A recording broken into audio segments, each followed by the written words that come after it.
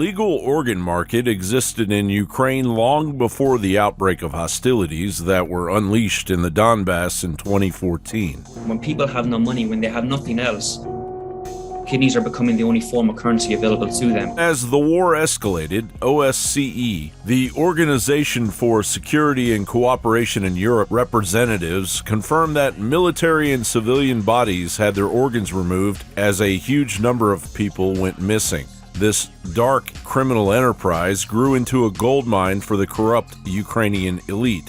While the global child trafficking hub in Ukraine grew from 1991 and has exponentially peaked today as orphan children are ensnared in the fortune of the greedy Ukrainian elite. In Ukraine, this year alone, the National Police opened 217 criminal proceedings connected to modern-day slavery. Over there, what we came across were the record books where people were actually ordering and on wait for children that had specific eye color, specific hair color, the potential height. I don't know how it works, but I can tell you that the system over there is extremely flawed. And then the question I have to ask myself, is it intentionally flawed or is it accidentally flawed?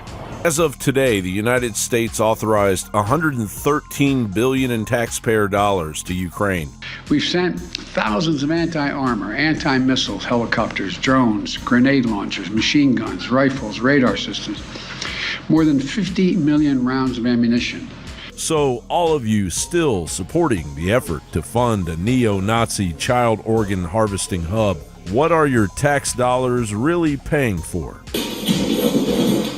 While Zelensky has imprisoned Ukrainian journalists and outlawed the Orthodox religion, Ukraine spokesperson and American Sarah Ashton Carrillo exposed the true madness behind the Ukrainian totalitarian state.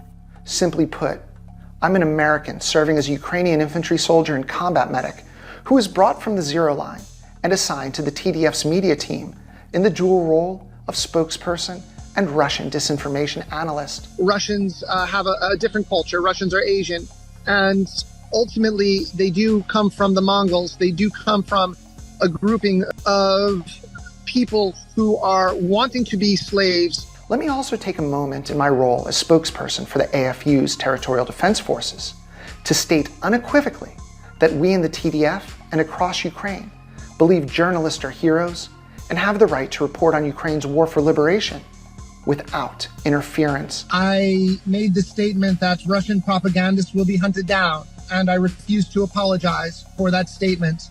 But it doesn't end with the Carrillo-Zelensky revelations. The New World Order wants all free speech eliminated. You can stop all flights.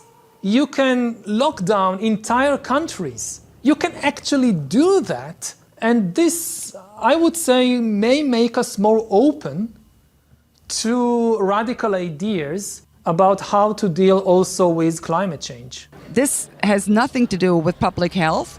It has nothing to do with breaking any waves. It was always about breaking people. There's the path of resistance, or there is the path of total enslavement. Come on. Your ancestors were stronger than this. You're stronger than this. You can focus on the New World Order and its activities, and you can ask God to lead, guide, and direct you with discernment. And you do that, we're unstoppable together. So you want somebody to stand up against the globalists, you want somebody to fight the New World Order. Well,